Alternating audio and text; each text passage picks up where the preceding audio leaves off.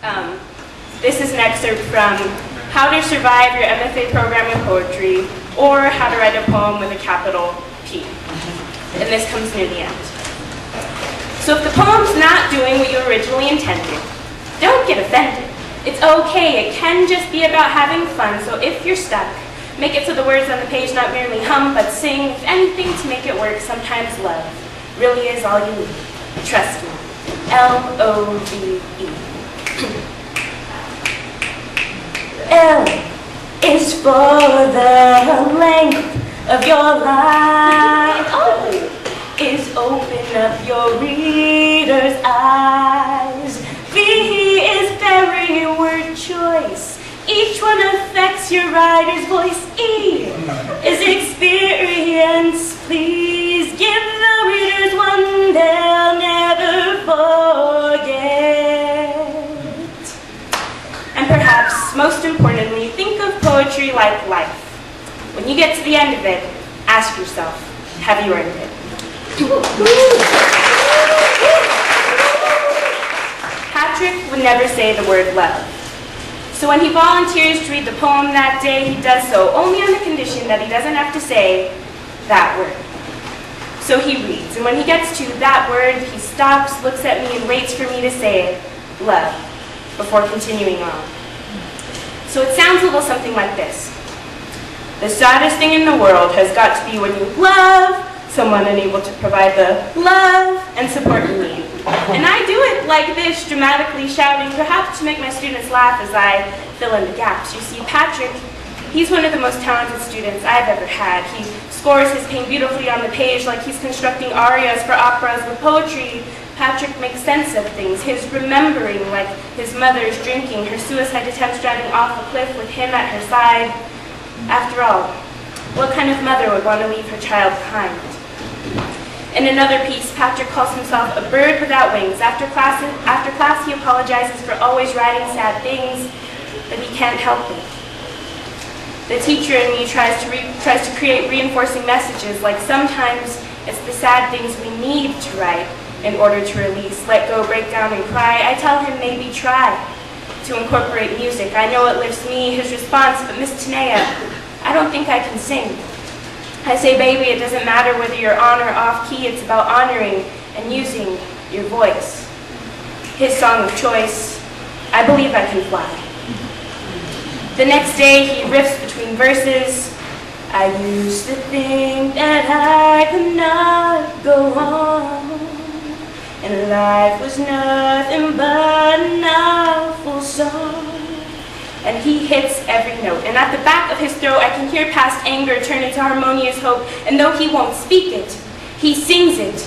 Later he'll tell me there's a difference, but now I know the meaning of true love.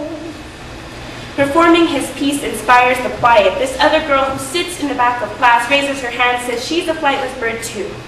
But maybe she can learn to rise with music. She asks if she can share. No longer scared, she begins. Someday I'll wish upon a star and wake up where the clouds are far behind me. Her voice leaps off the page. Her cantatas are rage written in jagged lines to release memories. Growing up in a household where her mother's boyfriends came into her room at night, it was then in the darkness that she wanted to rise into flight. Where troubles melt like lemon drops away above the chimney top, that's where you'll find me. But they pulled off her wings as a flower depetaled. She goes on to tell us this continued from 3rd grade until just last year. We are in tears when she's finished. She rips her paper, places pieces on her tongue like sacrament, thinking if she swallows the words, this simple act might save her.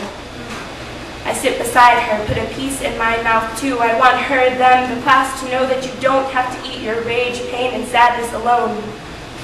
But they don't know that I need to eat these words to feel full too, that once I lost a friend who I loved, and when he killed himself, his body hung from rope like pendulum, marking the times I never said it enough. So today I make sure I speak, teach, pray, and say love, maybe even too much. I'll play love on repeat, my love, my love, my love, my love, when my students write pieces weighted in grief. So when the flightless sing, birds fly over the rainbow,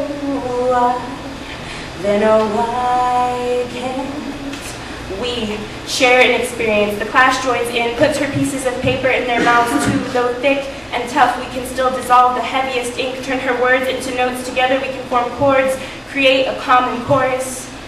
I believe I can fly if I just spread my wings. Together we can fill in the gaps for those still learning, and most importantly, the ones who need help saying and believing in words like love.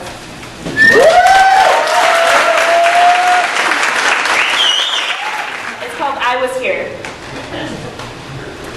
Lately, I've become obsessed with graffiti. Not the pretty wall paint a picture, but the restroom stall scribbling, the seemingly hurried rush in the curvature of cursive. Sometimes we forget the people we've loved, or that we've ever loved anyone at all. Letters to get it all out. My favorites are lists, must-see movies or must-read books, those exquisite corpse-type prompts to invite you in, not so accidentally. Someone enters your life as easily and mundanely as taking a piss. The call of nature connected in strokes that move like a flock of birds flying away. Quit your wandering, not yet knowing their destination. It's so easy to leave a mark, the signature left behind, fuck you, or I am always with you. A blueprint for someone to follow. The dog-eared pages of a book with notes in the margins containing instructions for life. Remember, you are beautiful, you are beautiful, you are beautiful.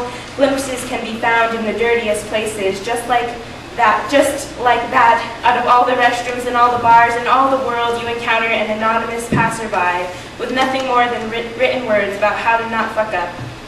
Don't make the same mistakes or inevitable insight I did. Sometimes it's too late. You've done your business, walked deliberately out past the scrawled inscriptions. When did you become this person? The pen and permanent marker questioning lets us know we are not alone in our desire to fill those empty, unoccupied spaces where even the nameless can say, if anyone asks, I was here.